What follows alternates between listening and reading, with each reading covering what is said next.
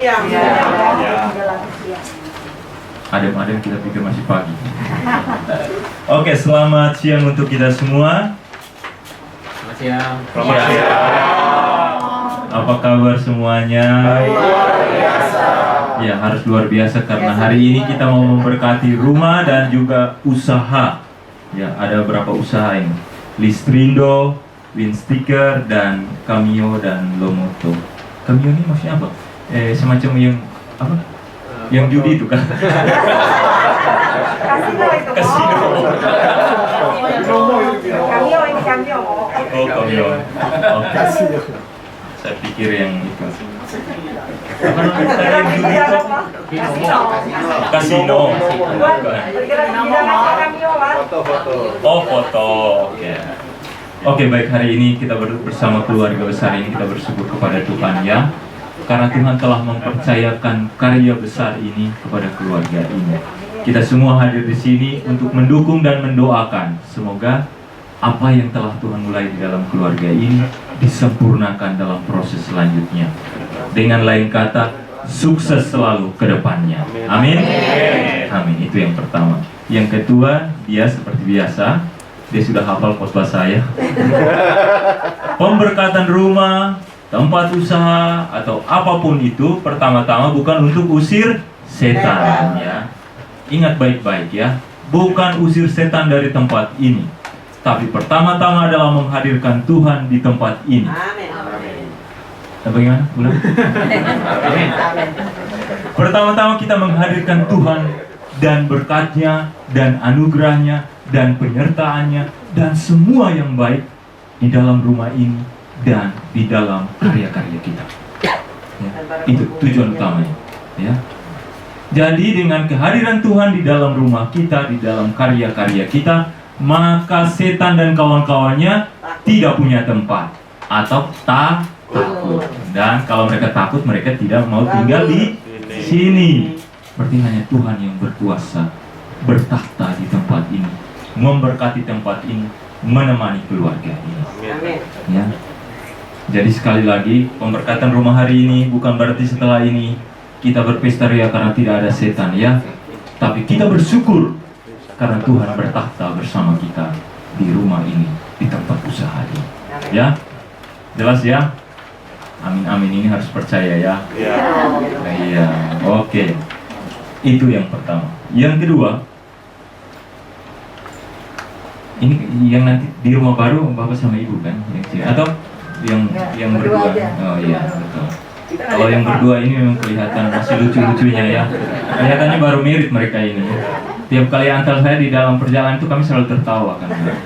Terus saya menebak, ini kayaknya baru menikah deh. Tapi ternyata udah lama menikah ya. Ya itu bagus ya. Dalam hidup rumah tangga harus ada lucu-lucunya ya. Saya lihat bapak sama ibu masih lucu. Siapa yang lebih lucu?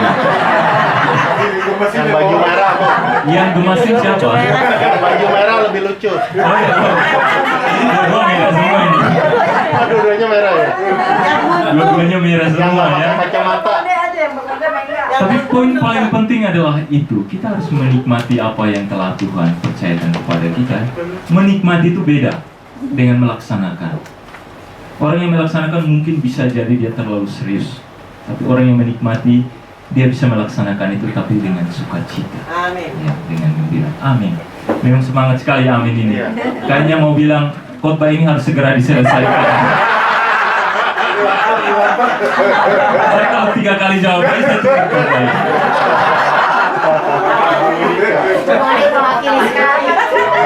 Iya. Karena dari gugup juga. Atau gimana dia? Oke, itu ya. Pemberkatan rumah adalah menghadirkan Tuhan di rumah ini, menghadirkan semua energi yang baik, energi positif di dalam rumah ini, sukacita, ya, kegembiraan dan lain sebagainya. Orang yang bekerja dengan sukacita, bekerja dengan gembira, seakan-akan tidak ada tantangan dalam hidupnya, meskipun tantangan itu ada. Tapi kalau orang yang bekerja terlalu serius, tidak pernah ada sukacita dalam hidupnya, segala sesuatu menjadi tantangan dan itu seperti berat sekali. Ya. Mari kita mulai dengan sukacita karena kita berjalan bersama dengan Tuhan. Ya. Yang kedua, kalau dalam hidup, dalam usaha, kalau ada kendala kecil, lihatlah salib Kristus ini. Ya. Di sana ada Kristus yang tersalib. Di sana ada orang yang begitu lelah berjuang untuk keselamatan orang lain. Ya. Jadi dalam pekerjaan kita, dalam hidup kita, kalau kita menghadapi sedikit kesulitan, ingatlah bahwa ada Tuhan yang jauh lebih menderita, jauh lebih banyak berjuang untuk keselamatan kita. Ada Tuhan yang berjuang dalam hidupnya untuk kebaikan. Maka dalam usaha-usaha kita pun berjuang. Ya. Kalau bisa meneteskan keringat, oke lah. Tapi meneteskan air mata juga, nggak apa-apa. Kita perlu berjuang dalam hidup. Tapi jangan sampai putus asa. Lihatlah Tuhan ini. Ya. Ketika di Taman Getsemani, dia hampir putus asa. Ya kan? Tuhan, biarkan cawan ini berlalu daripadaku. Hampir putus asa, tapi dia bilang apa? Tapi kehendakmu lah yang terjadi, bukan kehendakku. Ya. Itu yang paling penting.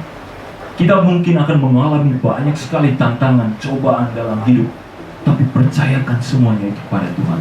Kalau Tuhan yang memulai karya ini, Tuhan juga yang akan menyelesaikan. Amin? Nah, ini baru jawab amin, saya bisa lanjutkan. Kalau saya ngomong sudah jawab amin, saya mulai berpikir, jangan saya khotbah ini harus segala selesai. Oke, itu beberapa hal sederhana. Ya, yang berikutnya adalah bacaan pertama ya hari ini tentang Allah sebagai perancang utama hidup kita ya. Allah sebagai desainer utama hidup kita, berarti dia tahu kelebihan, dia tahu kekurangan kita masing-masing. Karena dia yang merancang, dia yang memulai dari nol. Tiang-tiang hidup kita dia yang pasang, ya. Plafon hidup kita dia yang pasang. Ya. Artinya dia tahu persis kelebihan kita, dia tahu persis kekurangan kita.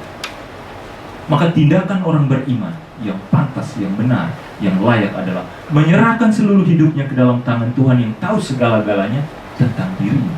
Usaha ini, keluarga ini, rumah baru ini harus diserahkan ke dalam tangan Tuhan.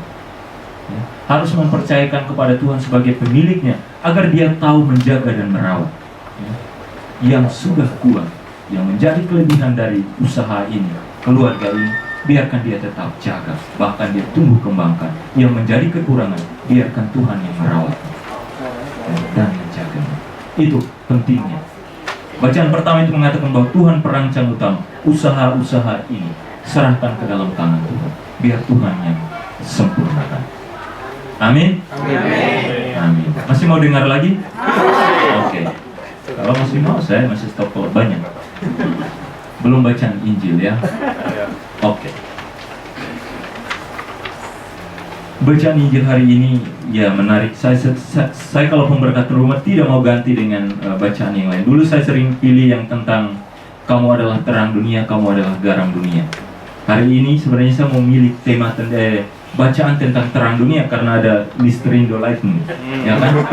Tapi saya bilang karena sudah ada terangnya tidak perlu lagi, ya. Tidak perlu double-double dengan terang lagi, ya.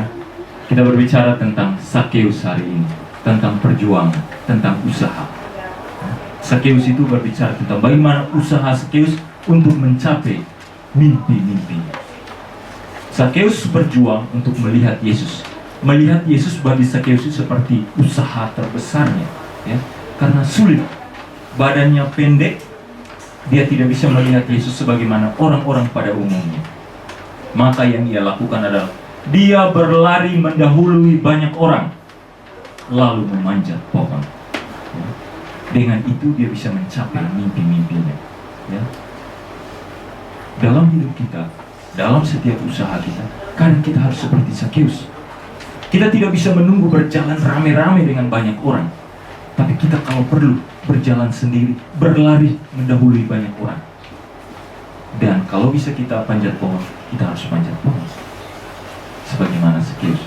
Kita tidak bisa berjuang ya biasa-biasa saja atau sama seperti kebanyakan orang. Masing-masing kita punya cara sendiri. Masing-masing kita punya kelebihan. Masing-masing kita punya kekurangan. Dan dengan demikian, masing-masing kita punya cara untuk mencapai mimpi-mimpi kita. Kita tidak boleh hidup di bawah bayang-bayang usaha orang lain. Oh, in progress, ya betul. Ya, maksudnya seperti itu ya. Kita tidak bisa berjuang sama seperti banyak orang. Kalau orang lain berjuang begini, dia bisa dapat begini, kita juga pengen seperti itu, maka tidak akan jalan. Ya. Kita harus kenali kelebihan kita, kenali kekurangan kita, dan dari situ kita belajar bagaimana kita berlangkah untuk mencapai mimpi-mimpi kita. Tidak ada yang gampang. Kita harus berjuang, ya. Kalau Sakeus itu mau hidup gampang-gampang saja, maka kemungkinan besar dia tidak akan lihat Yesus. Ya. Kalau dia mau berjalan santai seperti kebanyakan orang, dia tidak akan bisa lihat Yesus. Dia hanya bisa lihat Yesus karena dia berlari mendahului banyak orang dan panjat pohon. Itu poinnya seperti itu, sederhana saja. Setiap orang yang berjuang dengan cara yang maksimal luar biasa selalu akan mendapatkan hasilnya.